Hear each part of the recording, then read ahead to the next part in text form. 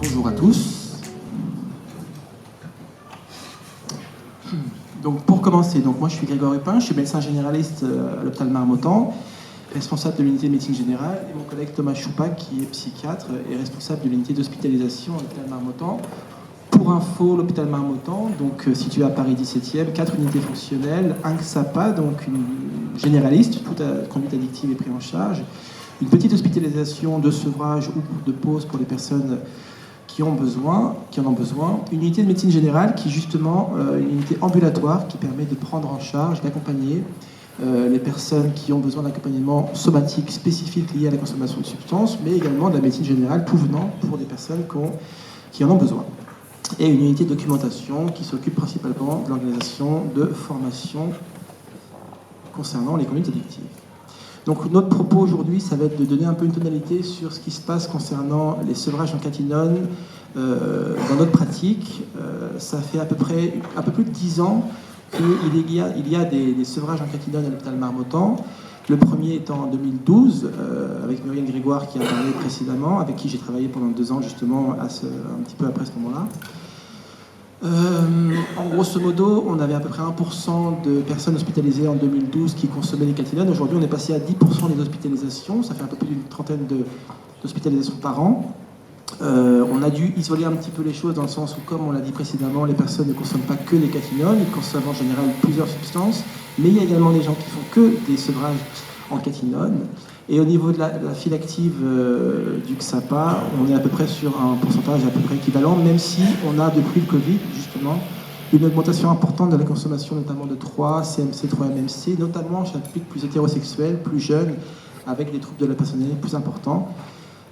Voilà. En médecine générale, moi, ce qui est ma partie, on a un très grand nombre d'actes, et c'est croissant depuis notamment 3 ans, d'actes en rapport avec la consommation de catinone, parce qu'on a beaucoup d'injecteurs, c'est quasiment que des injecteurs qui sont hospitalisés jusqu'à il y a quelques temps, et donc beaucoup d'actes infirmiers, beaucoup d'actes médicaux en rapport avec la prise en charge de plaies, en lien avec les injections avec le SLAM, mais également par rapport, on va en parler après, sur la PrEP, le traitement VIH, mais également la médecine générale tout venant.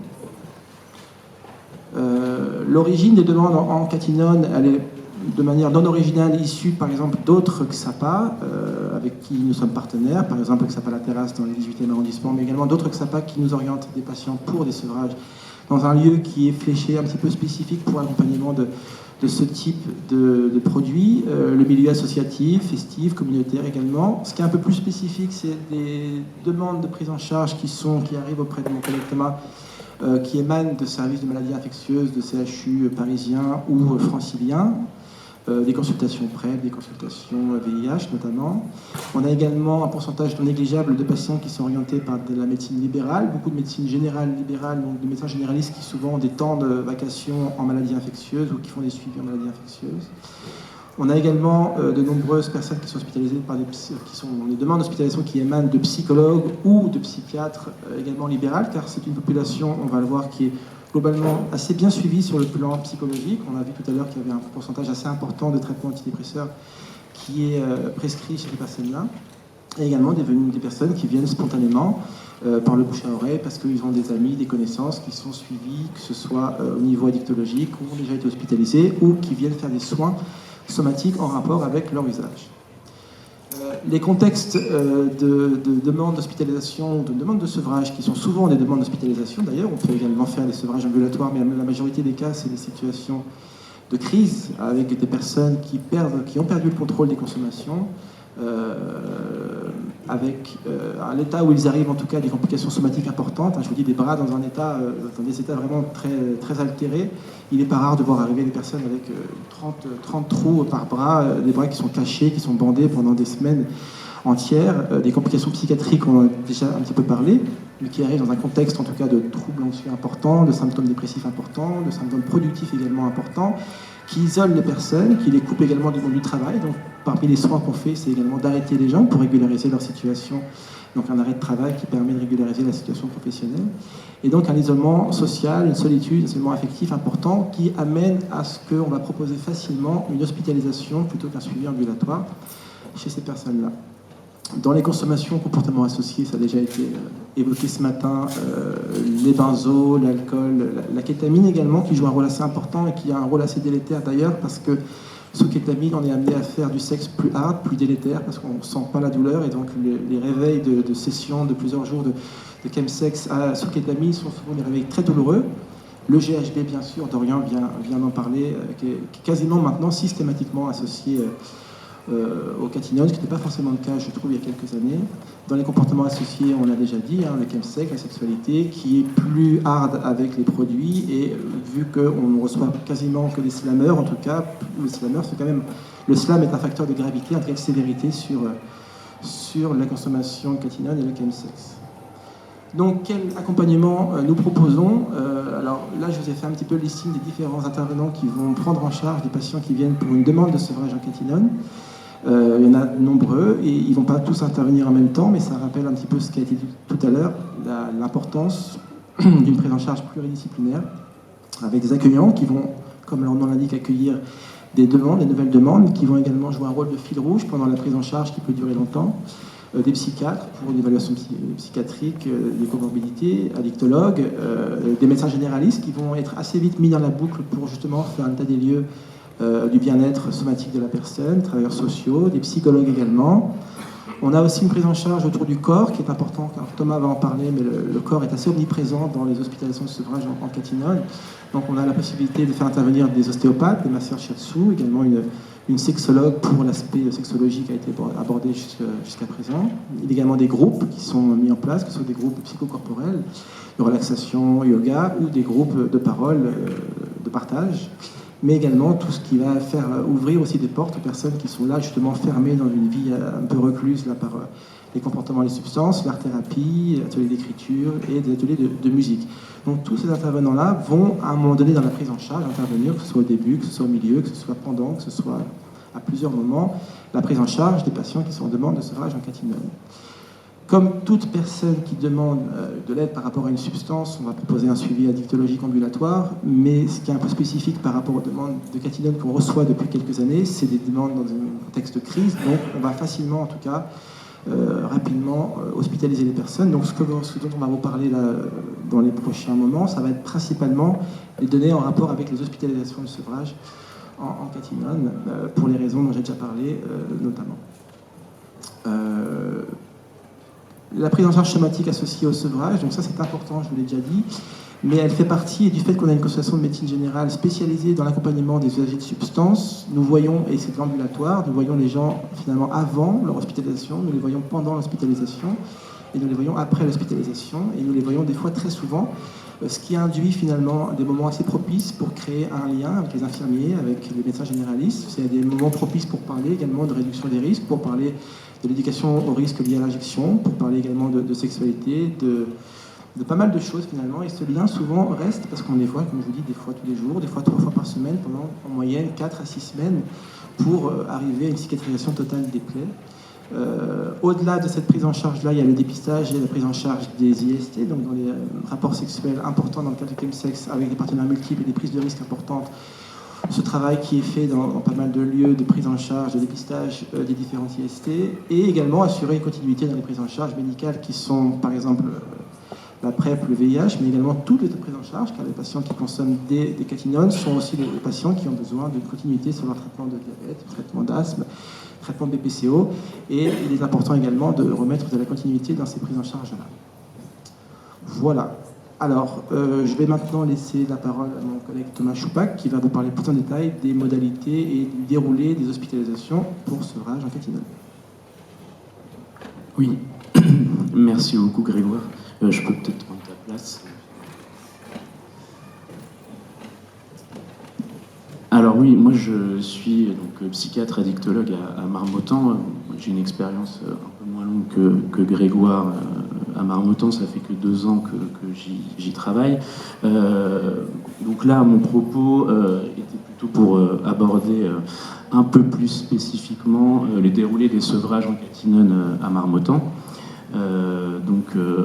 Peut-être déjà vous dire que pour toutes les hospitalisations, donc pas uniquement pour nos sevrages en catinone à Marmottan, le contrat thérapeutique, il est commun à tous les usagers, c'est-à-dire que le téléphone portable, les sorties et les visites sont interdits pendant toute la durée de la cure. La moyenne de la cure pour les sevrages en catinone à Marmottan, c'est entre 7 et 10 jours. Donc schématiquement, on a pu identifier 3 phases au cours de l'hospitalisation. Bon, c'est pas une généralité, mais c'était surtout pour vous faire ressortir les moments importants. Donc très souvent à l'entrée, le patient, lui, il est très fatigué, il reste en chambre, il se repose, il récupère de ses consommations qui ont été très importantes des derniers temps. La symptomatologie, elle est plutôt marquée par une tonalité dépressive et une hypersensibilité. Bon, c'est assez logique finalement parce qu'ils ont passé souvent plusieurs nuits à consommer et à ne pas dormir avant l'hospitalisation. Cette première phase dure finalement est assez courte et le patient, lui, il se restaure plutôt rapidement. Là où les échanges étaient très, très peu nombreux dans la première phase, parce qu'ils étaient beaucoup en chambre, là, ils sont plutôt en demande d'entretien. Des entretiens qui sont souvent longs. Ils reviennent en détail très souvent sur les scènes de sexe hard, de consommation, parfois traumatique, là où ils peuvent se revoir s'injecter violemment à la vision du sang, ou injecter des partenaires, ou alors aussi des violences sexuelles qui peuvent être subies ou exercées. Et au travers de ces récits, on note au premier plan une honte et une culpabilité très forte, du fait que d'ailleurs, ils racontent souvent qu'ils revivent ces scènes sans vraiment se reconnaître, comme si ce n'était pas eux, mais une autre partie d'eux sous-produit. Sur le plan relationnel, là aussi, ils sont très en demande d'interaction, ils sont quasi adhésifs. Dans une recherche de l'autre constante, à la fois avec les soignants, mais aussi les autres patients. Dans une forme un peu d'indifférenciation, ils racontent tout à tout le monde et partout dans l'unité. Ils ont souvent du mal à évaluer la juste distance dans la relation. La démonstrativité aussi, à la fois dans les propos qu'ils peuvent tenir, assez crus et hypersexualisés, et aussi au travers de l'exposition de leur corps dans l'unité. J'y reviendrai dans la diapositive ensuite. Une notion importante aussi dans les sevrages, c'est les cravings, donc les envies de conso irrépressibles. On a pu observer qu'ils n'étaient pas si nombreux que ça, mais survenaient surtout dans des moments très particuliers, par exemple lors des changements de pansement en médecine générale, à la vision de leurs veines, ou dans des moments de rapport de séduction. C'est là qu'on peut aussi s'appuyer sur des traitements médicamenteux, donc non spécifiques, mais des anxiolytiques à faible dose, de benzodiazépine ou de neuroleptiques. Alors la troisième phase, qui est celle de l'approche de la sortie, c'est souvent là où la question de la sexualité sans produit émerge. Ils sont souvent donc, très inquiets de la rechute et ils la relient très souvent à la peur de ne pas retrouver une libido et un désir sexuel à la sortie. Là où on va dire la confiscation du téléphone à l'entrée était une inquiétude, c'est maintenant le retour du téléphone avant la sortie et surtout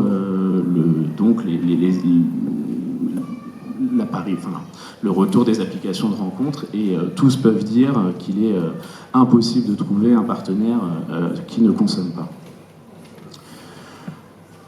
Alors, comme je vous le disais dans la diapositive précédente, la place de l'image qu'ils ont de leur propre corps est centrale, omniprésente, pendant le sevrage. Leur corps est souvent très visible au sein de l'unité, ils le montrent de manière excessive, en salle commune, générant parfois des malaises dans le groupe de patients. Pourtant, à l'inverse, dans les entretiens, ils font état plutôt d'un vécu honteux de leur corps qui est abîmé, blessé, de leur session de consommation, de slam répété. Et on peut noter une forme de dissonance entre un corps honteux et un corps exhibé. En ce qui concerne le champ lexical qui est très singulier et qui relate souvent des termes tels que orgasmique, ça chauffe, ça brûle, et qu'ils mettent souvent en lien avec leur plaisir physique ressenti au moment du flash. Donc flash qui pour eux est synonyme de montée au moment des injections. Alors, comme tu le disais Grégoire, donc au cours de l'hospitalisation, on propose aussi des thérapies corporelles, la méditation, la relaxation en mouvement, le shiatsu aussi, qui est une technique d'origine japonaise.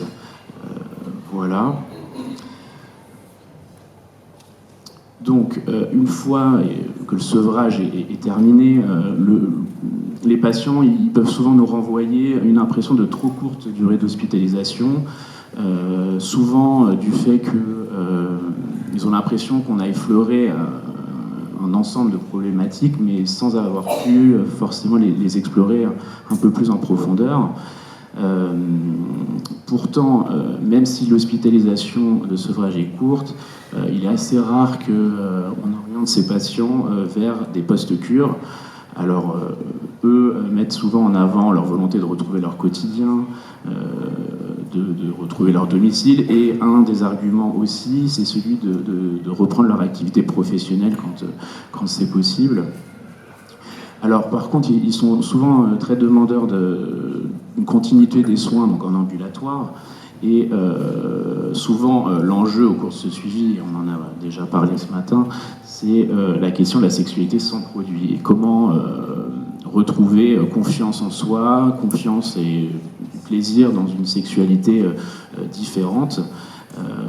Donc c'est là qu'on parfois on s'appuie, si elle a préexisté à la consommation, le souvenir d'une sexualité sans produit qui finalement pouvait être satisfaisante parfois.